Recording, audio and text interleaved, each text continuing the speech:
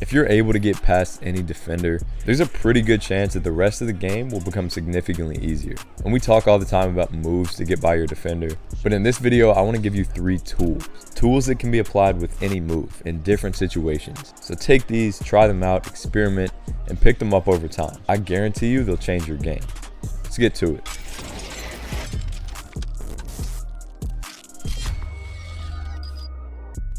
So first is timing. Here's the thing about defenders. They're constantly on the lookout for cues that tell them when you're about to go. And a lot of that is the timing of when you do go. If you're able to throw off that timing, it'll open up a ton for you. So how you'll see this done a lot, for example, is a delayed between.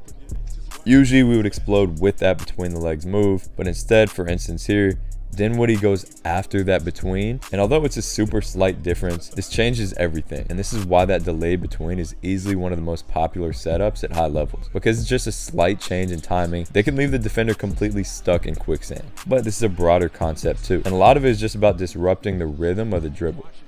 For example, if you count McCollum's dribbles here, it's 1, 2, 3, 4. So he goes earlier than expected. Then SGA does the opposite here and kind of delays that explosion. 1, 2, 3, and 4.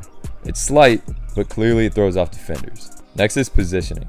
Just like we talked about in number 1, defenders are way more suspecting of a drive when you're in a squared up, ready to go, loaded up position. But when you switch up the position that you drive from, it's tougher for them to predict. So this could be slightly rotated, considering that defenders don't usually expect us to explode from this type of position, where our feet are turned away from the line of our drive, especially off a retreat, where they're naturally going to relax a bit anyways.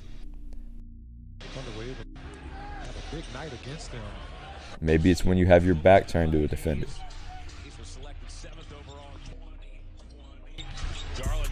Or even just upright and relaxed, where we usually wouldn't initiate a drive from. These are all amazing tools. But obviously this takes being able to explode from these positions, which is something we have to attack in our training to be able to take advantage of this tool. Third is physicality, and this one refers mainly to the angle we take. A lot of the time we take wider angles around defenders like this, which works. In no way is this a bad thing, especially for faster players. This is a great way to use their speed to beat defenders. But switching it up and also taking a super tight angle at times can be a great tool too, especially if we can make a quick move and get that defender's hips turned. So for example, how McCollum makes this nice little quick move, gets just a bit of space laterally from the defender, and instead of taking a wide angle, he gets straight past his hip, and as a result embraces that physicality. But if you're going to go right by defenders and take this tight angle, you got to be ready to work with this contact. In fact, you probably have to want to be the aggressor and initiate it. If you're able to do that, use the off arm to protect, and also get that slight turn as you go by them to protect the ball. These tight angles can be deadly. Also understand that sometimes you'll try this, you'll get a bump, and know that it may not be the most in control situation or the right time, so you have to be controlled enough to bring that right back out. Then lastly, this also goes for creating good angles. So for example, like Garland does here, he bounces outside of the defender's frame, and as a result has a much easier straight line path downhill. And there's probably not as much physicality involved in a situation like this. Now keep in mind that a lot of these go together. Like here, he's exploding from a slightly rotated position while delaying that explosion. So combine them, get creative with them, and start killing defenders.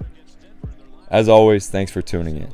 The support never goes unnoticed. If you want a blueprint to work on these things, check out the Ultimate Ball Handling Program on my Virtual Academy app. We train all of these things extensively, amongst plenty of other qualities. Stay tuned for more, and leave a comment what you think are some other valuable tools.